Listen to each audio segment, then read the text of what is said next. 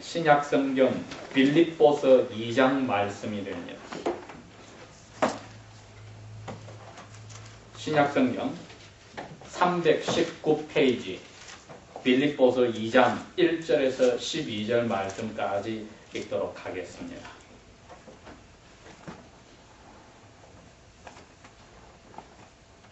그러므로 그리스도 안에서 무슨 권면이나 사랑의 무슨 위로나 성령의 무슨 교제나 긍휼이나 자비가 있거든 마음을 같이하여 같은 사랑을 가지고 뜻을 합하며 한 마음을 품어 아무 일에든지 다툼이나 허용으로 하지 말고 오직 겸손한 마음으로 각각 자기보다 남을 더 낮게 여기고 각각 자기만의 일들을 돌아볼 뿐 아니라 또한 각각 다른 사람들의 일을 돌아보아 나의 기쁨을 충만케 하라.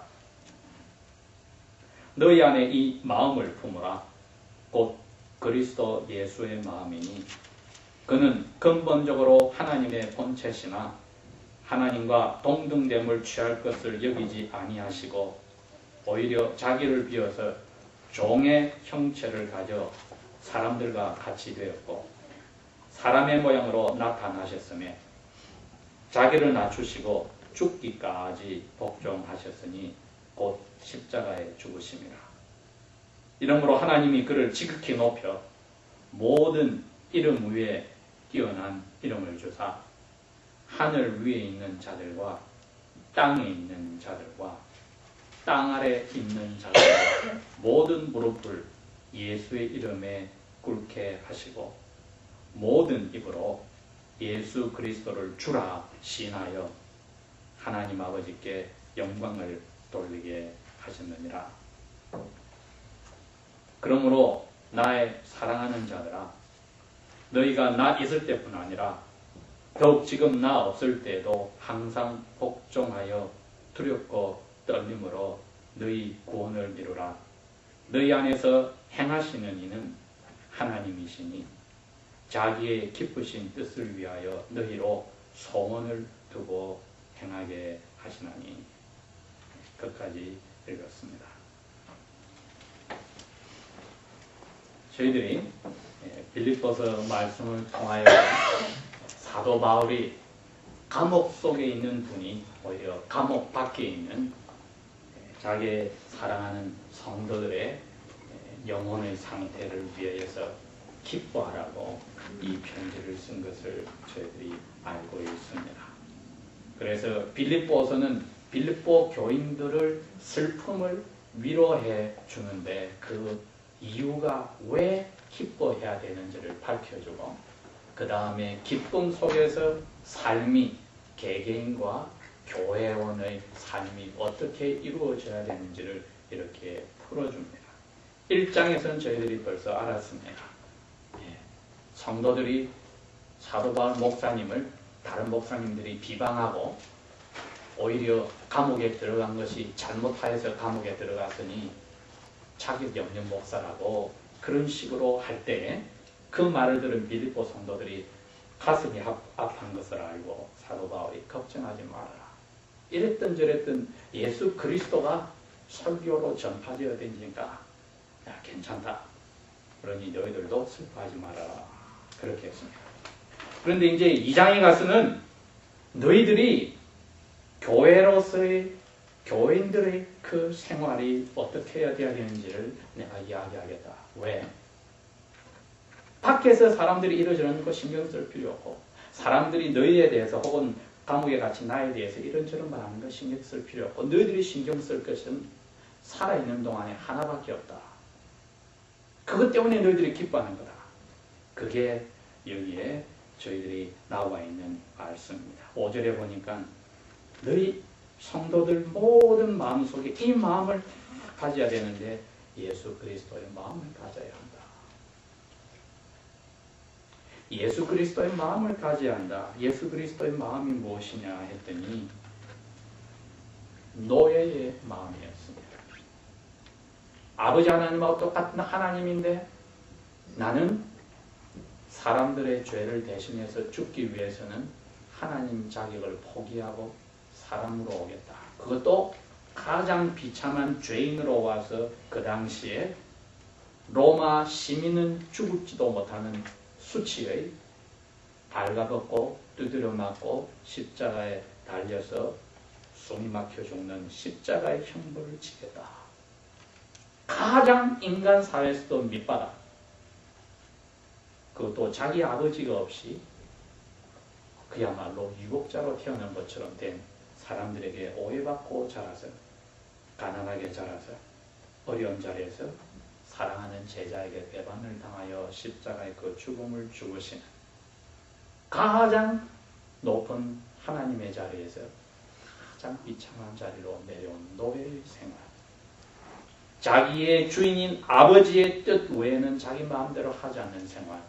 그 생활을 예수님은 하러 오셨다. 그게 예수님의 마음이라는 겁니다.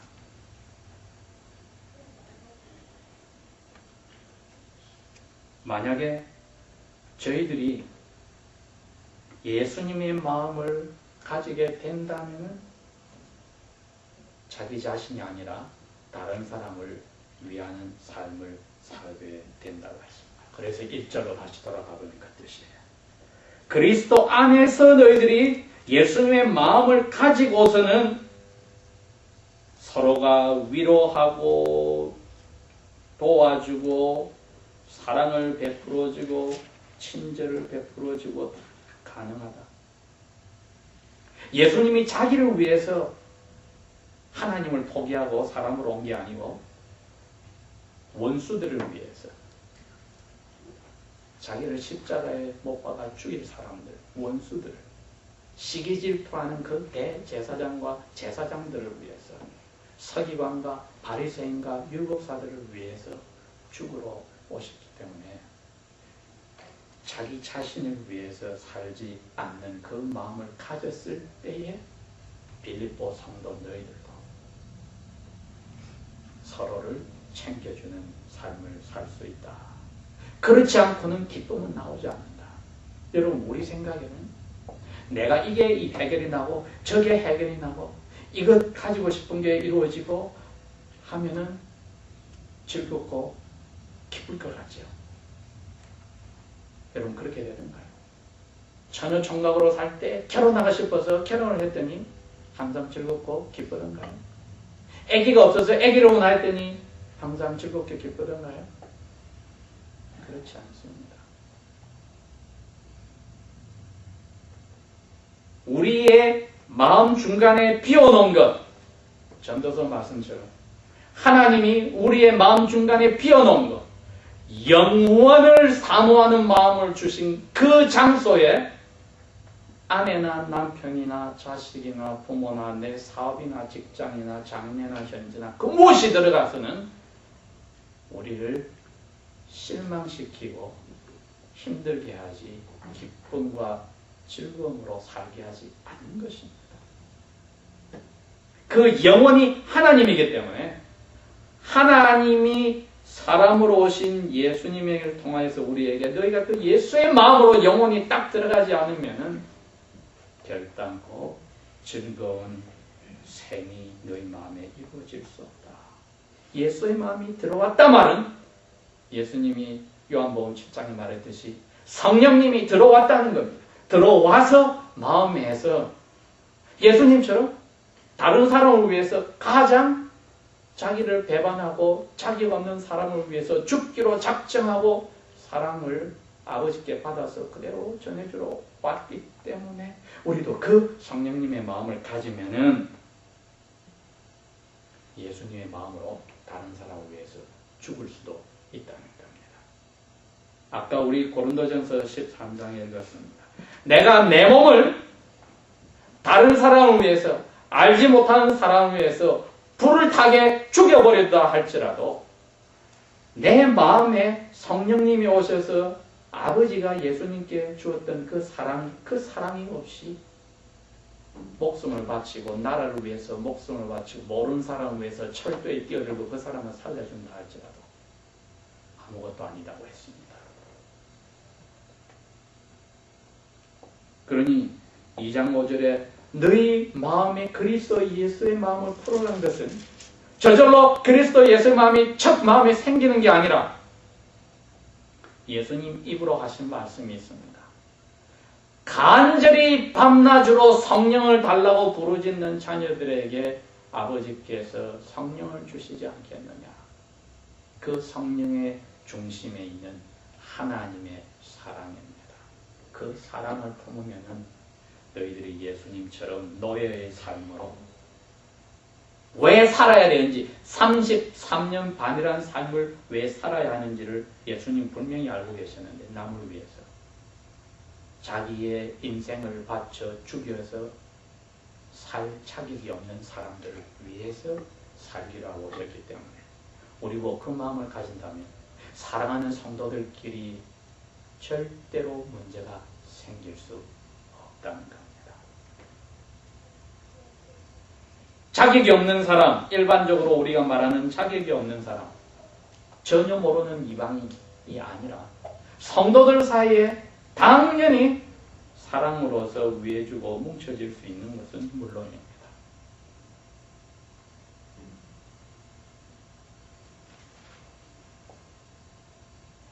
그러니 성도들 사이에 나보다 저 사람이 더 중요해. 그러니 그 사람의 이익을 위해서 내가 열심히 노력을 한다.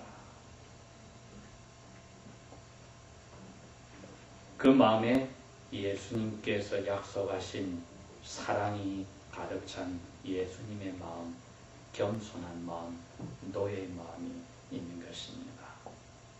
하나님이 그럴 때에 지금 예수님을 어떻게 했습니까? 무덤에 그대로 두셨습니까? 사흘 만에 살려서 그것도 모자라 40일이 지나니까 500명이나 되는 제자들이 보고 있는 동안에 하늘로 저절로 올라가게 하면서 구름이 가렸습니다. 천사 둘이 갑자기 예수님 옆에 나타나서 갈릴리 사람들아 어찌하여 너희들이 서서 이상한 일이 있는 것처럼 하늘을 뚫어서 쳐다보고 있느냐? 너희들 가운데 올라간 그 예수는 간 모습 그대로 다시 오리라 고 말씀을 하시고 그동안에는 요즘 뭐 하십니까? 하나님 우편에 앉아서 지금도 우리들을 위하여서 교회를 위하여서 기도하고 계신다. 그러니 천국에 있는 모든 천사들과 먼저 간 성도들 아담부터 시작해서 에녹도 아브라함도 엘리야도 모세 천국 밑에 있는 모든 공중의 권세 잡은 마귀도 마귀를 따라다니는 악한 천사들도 지옥에 갇혀있는 불쌍한 영혼도 모두 다 예수 그리스도 앞에서는 무릎을 꿇고 영광을 돌리고 그것이 아버지께 영광이 될 수밖에 없는 자리에 현재 있습니다.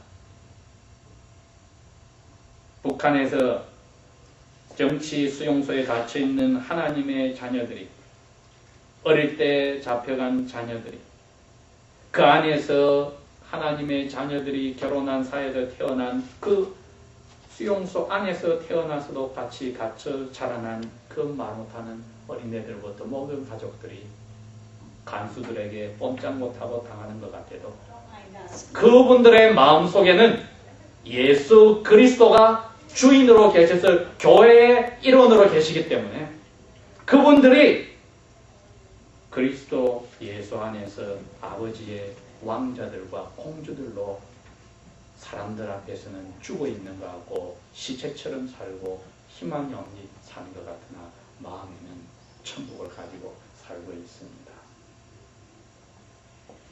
당연히 저희들에게도 그것을 요구하는 겁니다. 자, 사랑하는 자들아, 그래서 12절 13절에 그렇습니다. 그러므로 사랑하는 자들아, 너희들이 이런 예수님을 통하여 아버지의 아들, 딸로서 예수님의 마음을 가지고 성도들이 서로 챙기고 살아서 자기를 위하여서는 더 이상 살지 않게 되는데 사랑하는 하나님의 자녀들은 너희들은 내가 없을 때도 그래야 하고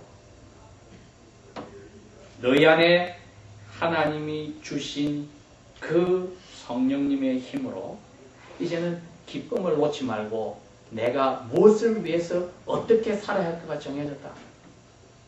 12절에 두렵고 떨리는 마음으로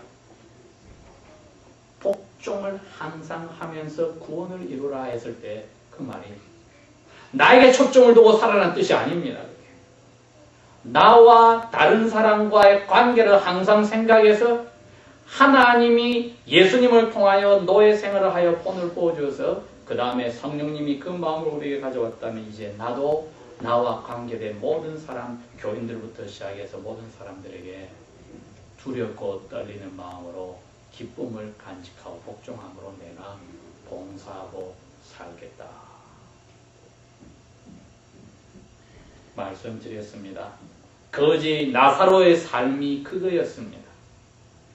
자기는 거지로 태어나서 병 걸려서 일도 못하고 부자의 대문간에서 살다가 병들어 죽기로 하나님이 만들어 놓은 것을 그대로 마음에 받아들이고 그 생활에 충실했습니다. 부자에게 불평하지 않고 시기 질투하지 않고 병을 낫게 해달라고 밤낮으로 부르짖고 인생을 낭비하지 않고 자기의 하나님께 받은 삶의 전부인 거지로서의 삶 하나만 가졌습니다. 뭐냐? 부자의 밥상에서 먹은 찌꺼기 음식 얻어먹는 것이 자기의 삶의 제일 중요한 그것을 알고 그것만 먹고 만족하고 살았다. 그렇게 되어 있습니다. 그 부자를 위해서 하나님이 나사로를 불쌍한 자리에서 병들고 고생하고 얻어먹고 거지로 살게 했던 겁니다. 나사로 인생 전체는 부자를 위해서 희생당하고 살게 되었을 때 나사로는 불평 없이 그 삶을 살았습니다. 그러나 부자는 자기를 위해서 나사로라는 사람이 인생을 저렇게 사는 줄을 꿈에도 생각하지 않고 하나님 아버지의 그 배려들, 사랑을 생각하지 않고 죽어버렸을 때 그야말로 쓸데없는 거지 죽었다고 치워버렸겠지요. 자기가 죽어서 지옥에 가서야 깨달았던 겁니다. 남을 위해서 자기 인생을 산다는 게 하나님이 예수 그리스도를 통해서 보여주신 사랑이요. 예수 그리스도의 노예의 그 모습이 우리 마음의 성령님을 통해서 오면 우리도 내가 주어진 이 삶이 나를 위한 삶이 아니라 하나님 앞에 두렵고 떨림으로 복종함으로 사는 삶인데 이게 내 삶이 누구를 위해서 살기로 하나님이 허락해 주셔서 그 사람을 그 일을 위해서 내가 산다면 나는 기쁨이 충만하리라. 아직까지 우리가 그걸 찾지 못했습니까? 그러면 아직까지 삶의 목적이 정해지지 않은 겁니다. 나를 위해서 살았습니까? 그렇기 때문에 아직까지 삶의 뜻을 모르고 있었습니다. 그리스도 예수 안에서 아버지께서 즐거운 소원을 우리 마음에 주셨습니다. 그것을 찾습니다. 이제는 나를 위해서는 살지 않겠습니다. 결심합니다. 이제는 나와 내 아내와 남편과 내 자식만을 위해서는 살지 않겠습니다. 결심합니다. 왜? 예수님 그랬어요. 그거는 믿지 않는 사람도 다 한다. 이제부터는 남을 사랑하고 나 잘해준 사람만을 위해서 내가 잘해주고 살지 않겠습니다. 예수님이 그랬습니다. 너하고 대접 잘해주는 사람도 대접해서 서로 주고받고 하면 쓸모없어. 너가 대접해서도 그 사람이 너에게 대접으로 돌려줄 수 없는 그런 사람을 초대해서 대접해라. 똑같은 이유인 겁니다. 다른 사람을 위해서 살기로 만들어졌으니 그 목적을 찾아서 두렵고 떨림으로 살기 시작하면은 그 복종하는 예수의 마음에는 기쁨이 당연히 있습니다.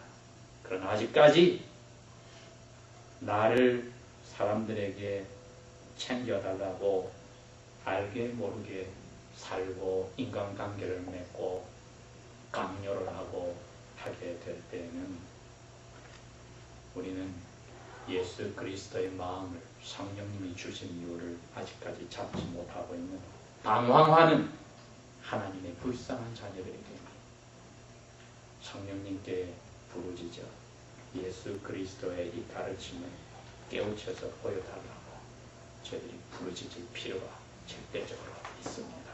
다 같이 기도합시다.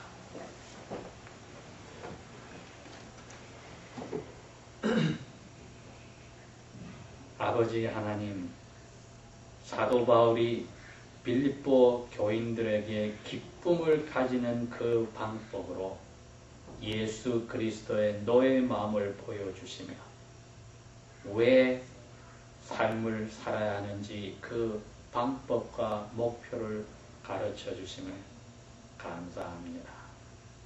저희들의 삶이 아버지께서 예수 믿게 하며 오늘까지 살게 하신 그 목적을 정확하게 찾지 못하여 우리 중심이 있었다면 용서하여 주시고 이제 아버지께서 예수님에게 주셨던 그 목적처럼 저희들에게도 교회 성도들로부터 시작하여 아버지께서 보내주는 모든 사람들에 이르기까지 두렵고 떨림으로 복종함으로 삶을 살 수 있도록 성령으로 은혜 내려 주십시오. 예수님 이름으로 감사합니다.